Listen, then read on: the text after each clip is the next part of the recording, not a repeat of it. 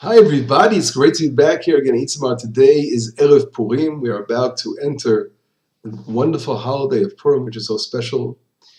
And I'd like to give a message. I'd like to relate a message before the holiday begins. And there are many, as we know, there are just so much written on the holiday, so much material, so many teachings. But I'd like to stress a particular Torah based on the teachings of Rav Shalki, which I brought down before. He wrote a book on the holidays, and he brings a very interesting explanation, which opens up doors of understanding the holiday of Purim. And first, the question is if we look in the Talmud teaches us that when the month of Av, which is the month of the destruction of our temple, enters, we must lower our level of happiness.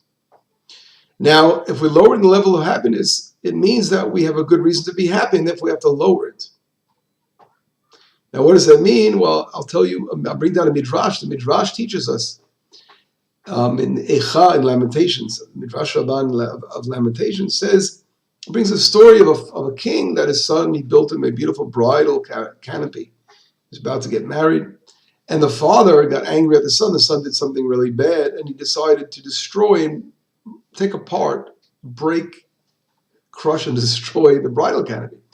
Now, when that happened, his teacher, the king's son's teacher, came and began to play the flute.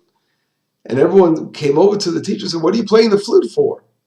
He just destroyed his canopy, this bridal canopy." And the teacher said, "Well, that's a good reason to rejoice, because thank God he didn't take his wrath out on his son directly, but on this bridal canopy." Now, this teaching, of course, is related to the destruction of the temple. There's a Mizmor in Tehillim. There is a Psalm of 79 that talks about Mizmor LaAsaf, a Psalm of Asaf. The nations that came to the borders of Israel when they came to destroy the temple. And the Midrash says, why does Asaf call this a song, a mizmor? You should call it a lamentation. And this is exactly the answer that's given in the Midrash, is that instead of God taking his wrath out upon Israel, he took it out on the stones of the temple. So there's a reason to rejoice on one side. But on the other side, of course, we have to mourn. We mourn our temple. And if we take the exact other extreme, which the Talmud teaches us, when the month of Adar enters, the month of Purim, we must malbim besimcha, we must add happiness and celebration and enjoyment. So if we have to add happiness and celebration and enjoyment on the month of Adar, the month of Purim, so the opposite is true here. We must look for reasons to be sad, because usually, when do you want to add happiness and enjoyment and to rejoice? When you need to be cheered up, something's not going right. So you want to yalla, start to dance. You want to do things to make you happy. So we have to look in the Megillah. We should look for things that are disappointing, things that are upsetting us, good reasons to make us happy, and good reasons to make us sad, and therefore we need the enjoyment, the rejoicement of Purim to cheer us up. So what if we look at right away? The Talmud says in the opening verse of the Megillah, it says, "Vahi b'mei Achashverosh," and it was in the days of Achashverosh. And the Talmud right away says there are certain key words that are brought down in different biblical passages. And when he uses the expression "Vahi b'mei," was in the days of, automatically right away we know that it's referring to a difficult time, a difficult days. And we know right away what the difficult days, of course, Achashverosh were. Haman, the evil Haman, who wanted to destroy Israel. So that's a good reason for us to be upset in the month of Adar. There was a decree out to destroy the people of Israel. But if we go further, we see that at the end of the Megillah, the end of the story of the Megillah, we see that besides the elimination, the turning around of the decree to destroy Israel, and the victory of Israel, of course, over their enemies. But still, Israel had to be ruled by Ahasuerus. He was taxing, of course, it talks about the taxes that he placed over his people. But in other words, it shows us that Israel is in exile and they're still under the leadership of foreigners. They don't have their own country. They don't have their independence. So it is still quite depressing. We have to be cheered up. Now, even more so, one of the heroes, or the heroine, right, of the book of Megillat Esther, it's called after her name, Esther HaMalkah, the Queen Esther. And unfortunately, it's such an unfortunate story. On one hand, she does an amazing thing and she saves her people. But on the other hand, she's living with this evil king and she's sort of totally in prison. She can't get out of that situation where she has to live and sleep with this king. And instead of being part of her nation, she's sort of assimilated into the throne, the palace of this king, and she has no choice. She's a captive in his hands, which is a very, very sad situation. But despite, of course, the tremendous happiness of the story, we still mourn that terrible tragedy. On the other hand, there's an amazing story brought down in the writings about Yehudit. Yehudit is, if you recall, was a very special, brave woman that was able to kill one of the Greek kings, the Greek leaders in the times of Hanukkah's story, where he literally was a man of vulgarity and total perversion, running after women. And she brilliantly and magnificently plotted a whole story how she was able to, she actually used his desires that he had for a woman to lure him into a trap, and she killed him. And it's a famous story brought down in the writings we call the external writings, Sfarim Chisonim. And this story took place in the land of Israel. And here we see a total different reaction. Instead of like Queen Esther, who was like in captivity and gave into the hands of Ahasuerus, the evil king. Here, Yehudit is not willing to allow herself to be defiled by this Greek leader, this Greek king, and she ends up killing him, showing how her bravery, and that's the bravery of the land of Israel. In Israel, we don't put our head down, we lift our head up. So comparing the stories, again, this shows the sadness on one end of the story of Purim. Number two. And these difficult things we mentioned, again, Haman, the evil Haman wanting to destroy Israel, and the leader, Ahasuerus, the king, continues to be, again, the ruler, the Persian king, and Esther, the queen, having to sacrifice her life. These are very, very, very, very difficult scenario stories of, as we mentioned.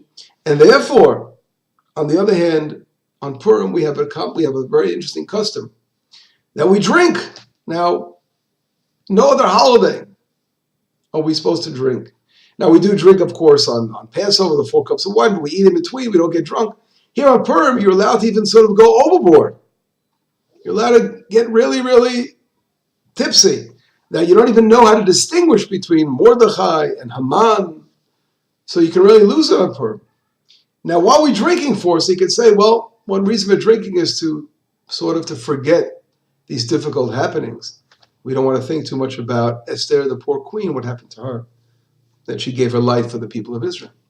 But, as we say, to a shikol, for someone who's drunk, everything looks short, it looks straight. So that's one way, of course, of approaching and looking again at the story of the Megillah. The Talmud also brings down something very interesting. And it asks the question, why don't we say the Hallel on Purim? Why don't we say the Hallel? Hallel, of course, is the most important prayer we say on our festivals, of rejoicing, of thanking Hashem, giving hodayah, giving thanksgiving to God for the wonderful salvation. And in Purim, we were saved from death, so we should be saying Hallel. And the Talmud gives three answers, and the answers are: number one, we do not say Hallel on a miracle that took place outside of the land of Israel.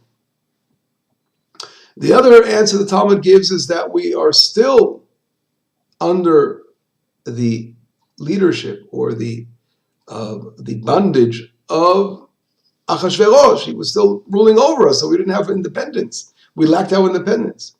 And the third reason is that the Megillah itself is like a Hallel. But in reality, we see the majority of opinions is that there's something very, very, has a bad taste about the story of the Megillah that took place outside of the land of Israel. We were still, again, in exile. And therefore, we have to limit our Hallel, our praise, for that reason, which is extremely interesting as well. Now, on the other hand, I want to approach the holiday in another angle. Rav Kook, the famous chief rabbi, then Palestine, the first chief rabbi of Israel, then before the state of Israel, Rav Kook, Rav Avram Yitzchak HaKohen, famous Kohen, he writes something very powerful regarding the Holiday of Purim. He says, Yadanu b'divrei chachamim amitiyim. We know through our great masters, esoteric teachers, she'arat Purim gedola lema'od, that the light of Purim is so great. Rav Kook says from our teachers, from our Kabbalistic teachers, that the light of Purim is so powerful. U'kedusha gedola mi'ira bo ba'olam. And through this holiday, great sanctity, holiness, is shining upon the world through this holiday. V'nir'eh shemitoch kach milemala adam nishmar makol kilkul. He goes, therefore, a person has a special, God's watching over us, like a special watch, what's the word? God looking out over us. We have a special guard, personal guard on this holiday.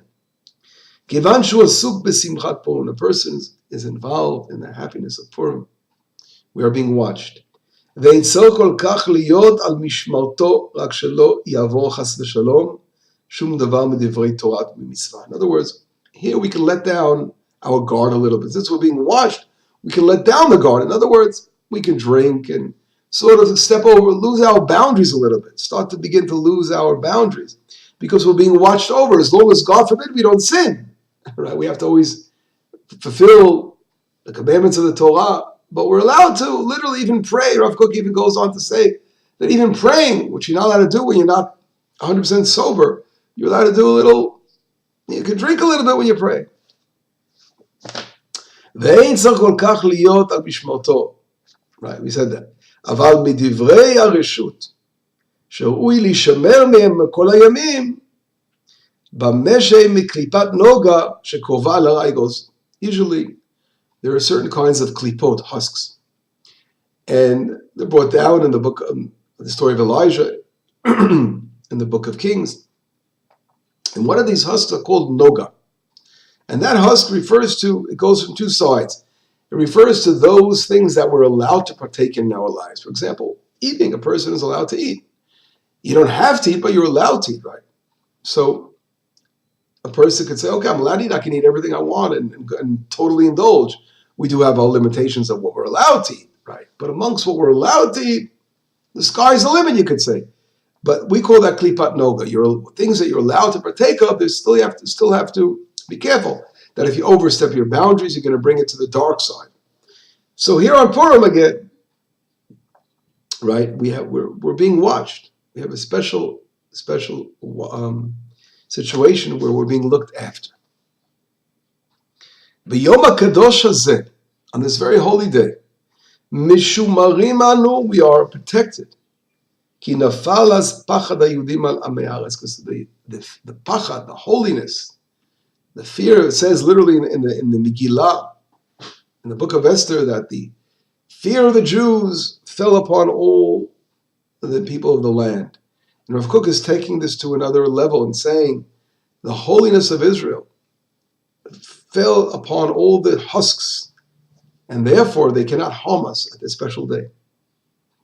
The Rabbim mehem mityadim, and many of them are converting. We know the Megillah talks about that. People were so afraid they becoming part of Israel. He said in every generation, the same power is again awakened. And this power of awakening comes back again on the Purim holiday, where we have an ability to eliminate these husks. Mishu Yehudi kofeh b'avodah zara, a Jew, he's saying, denies idol worship. Umodeh be'emunah el echad ha'miyuchad baruch hu, saying there's only one God of the universe. Asher efes zulato, there's nothing besides the God of the universe. Al shoshehem shela me'aretz lemala. ויראו לשלוח בו יד לפתוח להסית חס ושלום, כי מצווה בעידן הדעסיק בה הגוני מגן. And therefore, people of Israel who are admitting to the one God, are unifying themselves with the God of the universe, are protected against these husks that are out there that are trying to entice the people of Israel. והנה הערה נמשכת ביום הקדוש הזה. The holy ha'ara, the holy inspiration, awakening, light that comes from this holy day, mamash mitzad kedushat haguf ha'yisraeli, it says, comes from the holiness of the guf, the physical body of Israel. Ki kimu v'kiblu et haTorah b'ratzon, because now we receive the Torah according to our own will and our own accord. Ma sheyam mekodem lechein moda rabba l'oraita. Let me explain this concept. We all know that when we receive Torah, the Talmud brings out a story. Kafa aleh hakigigid. God covered over Israel a mountain like a barrel. And he said, if you're going to receive Torah, wonderful. If not, you will all be buried under Mount Sinai. So the Talmud says, if that's the case, why does Israel have to be held accountable for sinning? If God forced us, coerced us into receiving Torah, why are we held accountable for it? And the answer is we received it again in Purim. We received it in our willingness. Kimu v'kiblu, it says in the Megillah, in the book of Esther, that the Jewish people, kimu v'kiblu, they again accepted what they accepted in the past. It was like when someone gets married for a second time, just to strengthen the vows, right? There's something, a concept like that. So here there was sort of renewing their vows, showing that their endless devotion to Torah and wanting to receive Torah. And therefore, the concept of body and soul is a very important concept on Purim, because our souls were always wanting to accept Torah. It was on a high plane of spirituality. They always want to be on that level. But our physical bodies, in the physical world, that's the challenge. That's the challenge, to show that we're willing to push aside our physical desires to enter the world of Torah and willing to control. Again, we don't suppress our physical, but we control and we put boundaries on our physical desires. That's the Jewish way. It is not living like a monk somewhere in a cave or totally looking down upon marriage, but it's the opposite. The physical world is uplifted through the Torah, through the boundaries the Torah outlines for us. But on the other hand, it's still a great challenge, and that had to be renewed and strengthened again on Purim. So Purim has that powerful concept of strengthening the physical side, that our total unison, our physical as well as our spiritual, is totally not unified in the Torah. And what I'd like to, Rav Kook goes on, and this is a teaching that we have to go through every word here. It's amazing. But I'd like to just take this concept and a little bit clarify a little bit more of what Rav Kook is really getting to. We all know that there are different levels of holiness, right? We know there are levels. Everything has levels, madrigot, boundaries to it. Now, what's amazing about the Holiday of Purim, there's a Hasidic expression which is brought down Eino livado. There's no one besides God. And God is everywhere, in everything and all around us, surrounds us in every situation. And it's interesting that besides, although that's a very strong fact, we still have to always do boundaries and realize places of holiness, like we have the Temple Mount, the temple, right? There's always division of holiness, the Kohanim. That was the mistake of Korach, the famous rebellion of Korach. Every Kulam Kedoshim, everyone is holy, everyone is equal, has those equal boundaries. And we know in reality, in the physical world, there are boundaries and there are levels. But in a real deep situation, the inner side of something, there was a strong point Korach was trying to make. So you can say on the inner side, there was a true point there. And the point is in reality that we all stem from the highest of high, from the creator of the universe, and that we're all equal in that way. That God gives life to everyone, to the little flower, to this little ant, or the elephant, or all the different creations of the universe. God is giving life and abundance to. So we're all equal in that way. And God is everywhere. You know, there was an idol worship called Baal Peor, and Baal Peor was a kind of idol that they would, through defecation, they would say that there's holiness here, and we're serving God through defecation, which was, if you realize, Moshe Rabbeinu, Moses was buried literally there, that he to eliminate the terrible influence of this concept of idol worship. But that point of seeing that God is everywhere, is a very, very deep point, and that's something that has to be expressed, and is expressed once a year on Purim. Once a year on Purim, we eliminate all boundaries, and this is done through the holiday of Purim. When we drink, we totally we don't really can distinguish anymore between right and wrong, right? So we're showing in reality that God is everywhere. It's a very, very deep message as the Rav Kook is portraying through this concept of the holiness of Purim, which is beyond any kind of, we can't fathom the great holiness that is on this holiday. And therefore, because of this great holiness, on the holiday we are extremely protected. As we mentioned before, we have this special protection on this one day a year that we can go step a little bit over the boundary line to reflect and show that God, again, is everywhere. Now, we think about this. When we say the Shema Yisrael, we have a custom of covering our eyes. God is one. Shema Yisrael, right? We're all familiar with the prayer. And when we say Hashem is one, we cover our eyes. Why do we cover our eyes? Because, again, this concept we're saying is expressed within the Shema. We sort of have to cover our eyes over because it's something that we have to, we do it and we step aside. Because, again, it sort of connects to this Purim concept. And that everything, God is everywhere. God is what? Eino mivado, is nothing but God. And God is everywhere, every place, every area.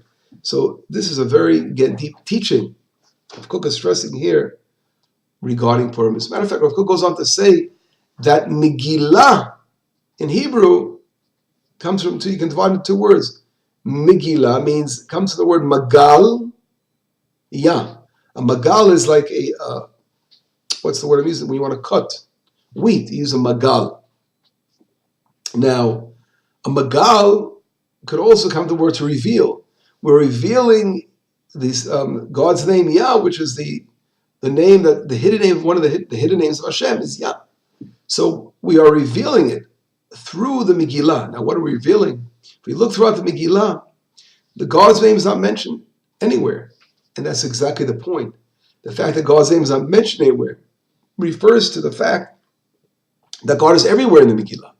And all the different events that take place in the Megillah, God is setting the scene. God is pulling the strings. And that's the beauty of seeing that Purim, to see how Hashem plays behind the scenes and that God is really everywhere and in every situation. And that concept of realizing that Hashem is everywhere is expressed through certain customs, again, as I mentioned, that we have on Purim. Ade lo yada, to an extent that we don't know. Chayiv inish lebesume, a person must become a little drunk, a little tipsy, until he can't distinguish between Mordechai and Haman. So here we see that concept again, very, very powerful. To take this another level, we know that it says Yom Kippurim the Day of Atonement is the same, very close name to Purim, Kippurim. So if literally in Hebrew it's translated like Purim. Yom Kippurim is not as high as Purim, but it's like Purim. It's getting there. Now it's very interesting. We have a custom. As we know right now, we're in a fast. Tanit Esther, we're getting thirsty and hungry. putting aside our physical stuff. So on Purim we fast and then we have a feast. We go from the fast to the feast. On Yom Kippur, the holiday of atonement, we do the opposite. We begin by feasting and then we go into the fast. See, these are very powerful connections. Now on Purim, as we mentioned before, we have total control of the klipot, noga, total control. We're being watched, a special a way that Hashem is watching over us, looking after us. And on Yom Kippur, we something called Pur means literally to do a lottery. On Yom Kippur, we do a lottery as well. What is the lottery? For one a seir for the goat, the he-goat for Hashem, and one for Azazel. Azazel refers to the dark side. So literally here we're talking about the klipot also in the Yom Kippur being mentioned, being pushed aside, but in a way they're given something. Here on Purim, we're totally able to overcome and conquer those evil husks. And this brings us to a great mitzvah. We know eradicating Amalek, the evil force of Amalek. We have to eliminate them in the world. And we know if we look in the Bible, in every situation where we were in a transition, it was Amalek that came along to try to force Israel, to try to stop Israel from reaching its important destiny, its destination, goals. It's always Amalek that tries to bring doubt in our hearts. And we call Safek as Amalek. Amalek tries to stress to the fact that God does not come down to the world and his divine presence does not shine in the physical world. It's like God is totally separated from this world. That's really Amalek. And the nation of Israel refers to the Shekhinah, the divine presence. Israel teaches the world that God is within us. In this physical world, we could see and discover God in every aspect, in every part of our lives. And then the roadmap for God, people say, how do we know God's in the world? Follow Israel, see what's going on, see what he's doing to the nation of Israel. And this Amalek tries to eradicate and tries to eliminate. We have to fight against that evil force. And the whole holiday, of course, of Purim is based on Haman HaRasha, this evil Haman, who tried to come along and uproot Israel and destroy Israel. And of course, we overcame, and with difficulty, tragedy, as we mentioned before, with the story of Esther, was an amazing Mesiut Nefesh, amazing giving her life over. But again, fighting against this evil Haman, someone who was the source, the root of Amalek that was left alive by King Saul.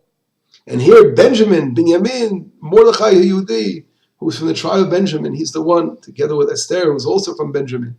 They come along to fight against and eliminate, eradicate Amalek, which again is that force that tries to do the opposite, say that God is not here, that God is not in the world. But if we look very carefully, it's something very interesting in the Megillah itself. It talks about Haman didn't know that Mordechai was a Jew. He didn't know what nation that he was part of, and he was revealed in the beginning of the Megillah, right away when Mordechai is not willing to bow down. He goes checking out who was this person, and he found out who he was, and it wasn't enough to kill him, but he wanted to kill the entire nation of Israel. It shows us that Mordechai did not reveal to him who he was, as well as we know Esther did not reveal who she was. This is hinting to our times when Jews are living abroad and they are assimilated into the world, and many of them are afraid. They just don't want to let them know, afraid, or they want to be like all the other nations. And they don't want to reveal who they really are, who their true inner essence is. The true essence. And that we see in Mordechai and Esther themselves. It wasn't clear right away. That's sort of hinting to what's going to happen later in generations. When in Nazi Germany, how many Jews thought that they had a beautiful country? The Golden Medina, the golden country of Germany, and everything would go well. Of course, Golden Medina is used also for the United States today. And they thought everything would go well for them. assimilating, being like the nations. But the answer from the Megillah is that no, that we have to eliminate assimilation. How do we eliminate assimilation? The story, if we have to continue the story of Purim, it doesn't end in exile. The next stage after this tragedy of exile and us mingling in and having enjoyment from that, as our rabbis teach us, from the banquet that was made by Achashverosh, celebrating that the Jews did not return and build the temple. What was the whole reason he took out all these vessels and made a banquet? Because replacement theology, it's not true. The prophets of Jeremiah that prophesied 70-year exile is not true. Well, the Persians, these idol worships are going to take over the world. God was saying, the whole point that was being made here was that we are going to persevere and go on. And the miracle takes place. Israel is saved again. But God is saying we can't remain in exile. And that's why, if we pay attention to what that celebration about, they were celebrating the destruction of the temple. They were so happy about it that now they can take out the vessels of the temple, thinking that there's no chance Israel's not going back home. God said it's not going to be that way. And Nehemiah, and Ezra, the Sofer come along. And the continuation of the Megillah is returning to the land of Israel and building our second temple. The message here is that, again, Purim not only reflects, we spoke about sanctifying everything, God is everywhere, but realizing that our goal of building our temple and returning to the land, we are not complete until we are back in the land of Israel. And this is why that the Rambam Maimonides brings down the famous Talmud Yerushalmi, the Jerusalem Talmud teaching, that it will never, the holidays may mitbatel, be nullified in the future, but Purim will never pass. Purim will always be here. Now again, it's not the holidays, God forbid, the other books of the Torah will be forgotten, the prophets, but Purim will be so powerful, the story, this concept, that eventually when we'll reach the days of Messiah, that God's name will be everywhere, and Israel will be strong in the land. The temple will stand on the holy Temple Mount again. This message is what Purim really is all about. And a lot of people have forgotten, and they continue to make themselves, they think the story ends when we were victorious over this Haman, these evil people. We can continue living in exile.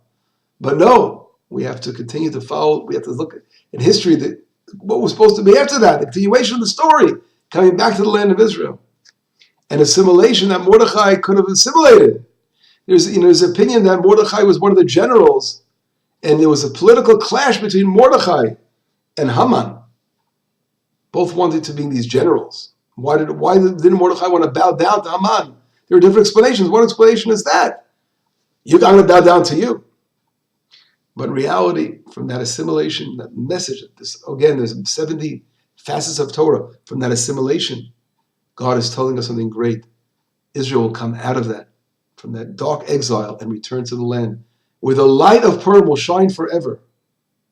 And Israel, again, will rebuild its temple. And the world will be blessed from the beautiful light of this holiday and from all the holidays of Israel that will reach out to the world with the final redemption. Have a wonderful Purim, and we shall continue. Bye-bye.